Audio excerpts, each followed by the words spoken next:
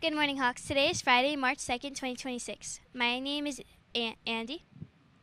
And my name is Renata. Hawks, today we are in the first day of the 9th week back.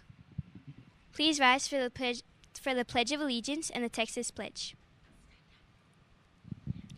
I pledge allegiance to the flag of the United States of America and to the republic for which it stands, one nation, under God, indivisible, with liberty and justice for all. Honor the Texas flag. I pledge allegiance to the Texas, one state, under God, one and indivisible. Please remain standing for a moment of silence. Thank you. You may now be seated. Now let's look at our daily attendance. Our total attendance for last week was 6th grade, 95.69%, 7th grade, 91.72%, 8th grade, 93.69%. Total attendance for last week was 93.75%. Hawks, try and reach 96% and be present in school every day. Let's look at our weekly attendance. Our total attendance for last week was 6th grade 96.55%, 7th grade 94.32%, 8th grade 94.95%. Total attendance for last week was 95.28.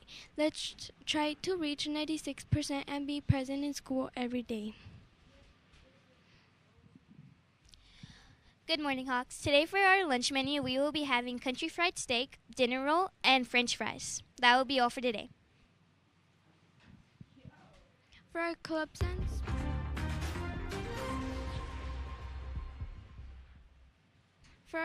and sports section, we have the following announcements. Hawks, there will be a mandatory cheer tryout meeting today at 4 p.m. in room 320. Friendly reminder, 7th and 8th grade students, tennis practice begins today on March 2nd, 2026.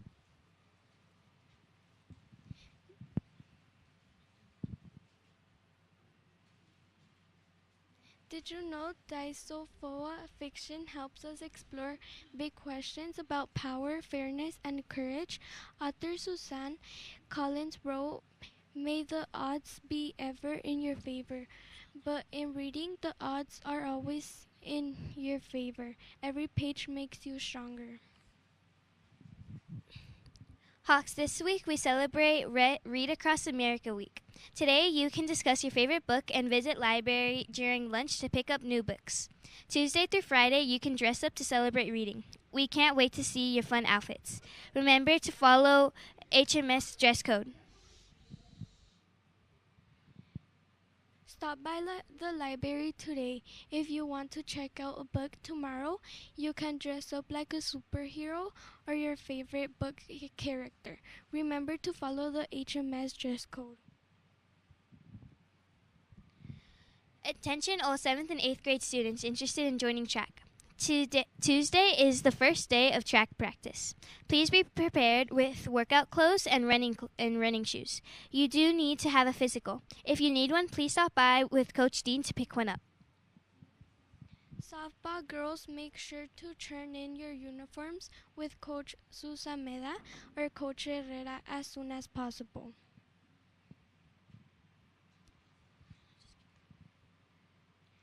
There is a tennis meeting after school in room 214. Please be there at 4:15 p.m. Thank you, Ms. Torres. It is important to always be in dress code on a daily basis. You must be wearing a solid black, gray, or white polo shirt, your student ID, and approved pants or shorts. Only natural colored hair is allowed. On Thursdays, you're allowed to wear college or military shirts, and don't forget to show your Hawk spirit on Fridays. Remember, no pullover hoodies or torn jeans are allowed on campus. We always want to dress for success. Let's go to Studio 2 with Ms. Reese.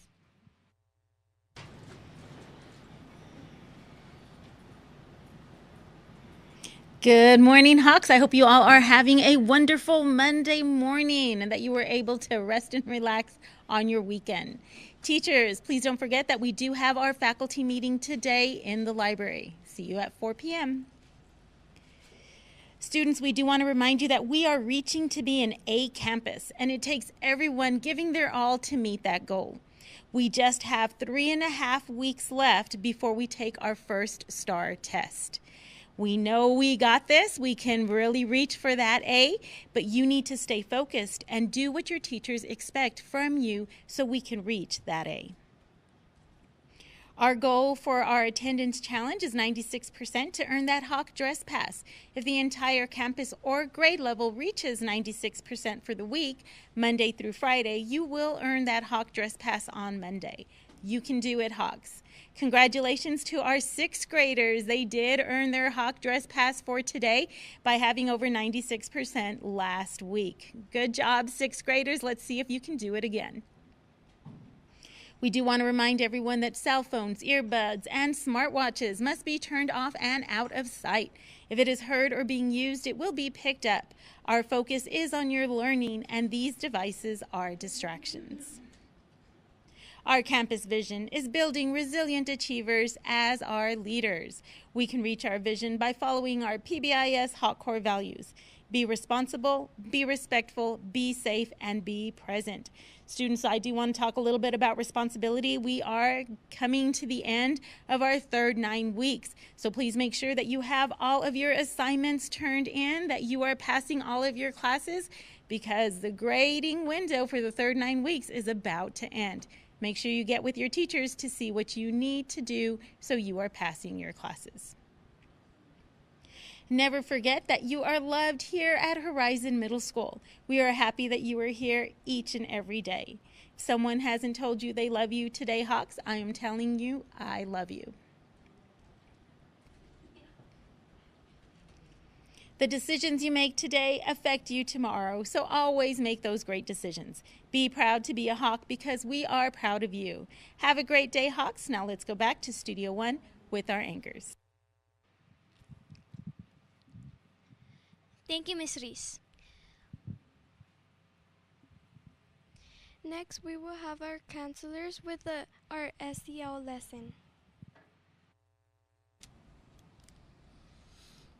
Good morning, Hawks. We're going to do our SEL lesson. It seems like it's been a while since we've been here, but here we go. We're going to talk about conflict resolution because that's one of the main things that we deal with all the time at the counseling center. So here are some tips on how to resolve conflict properly. 4 steps. So what is conflict? It is a serious argument or disagreement, it is a natural part of life and relationships. We don't always agree, we don't always have the same point of view, but it's what we do to resolve those conflicts that makes it better, gives us maturity. So what is conflict resolution? It's a process of resolving a conflict. There are 4 proven steps that can be taken to resolve a conflict. So what are the dangers of not properly resolving a conflict? It can be damaging to relationships.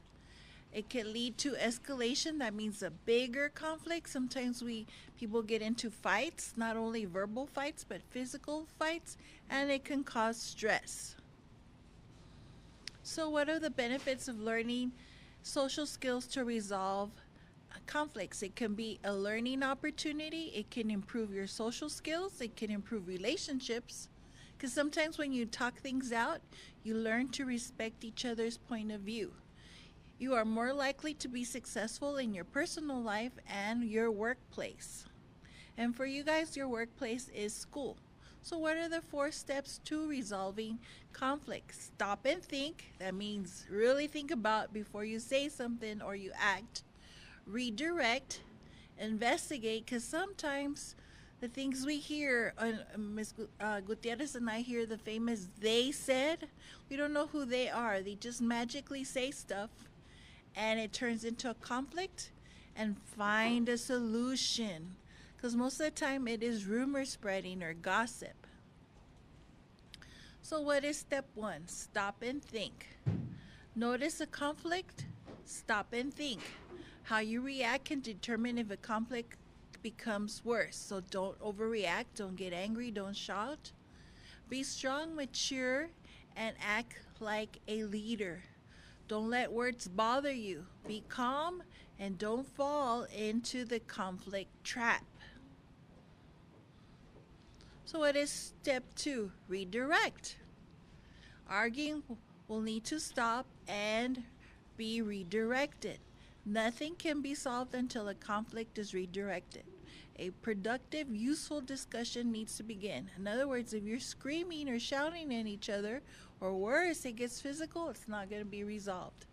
Be a leader and direct the argument into a fruitful discussion or a negative, or negotiate a pause or break in the conflict. You don't have to resolve things right then and there. Sometimes when people are really upset, you need that break. Just walk away. A productive discussion. So how can an argument be redirected? Start off by informing the person in a polite manner, don't shout, don't scream, that you understand that he or she is upset. Suggest to them it might be best for both of you to sit down and see if you can respectfully figure out things together. And you can come to us. We mediate. Ms. Gutierrez and I do a lot of mediation when people are in conflict. We can bring you two together and discuss. If the person declines, may be best to politely walk away and try again after everyone is calmer. Again, walk away when you're angry. Be patient. It may take several attempts. And carefully choose words to redirect a person. Remember, don't let yourself get upset or speak things in anger. Remember, there is no perfect wording to redirecting an upset person, but it can be helpful to show you truly want to listen and are willing to work and repair the issue. Be a leader. Again, be a leader. So I'm going to hand it off to Ms. Gutierrez so she can give you the rest of the steps on conflict resolution.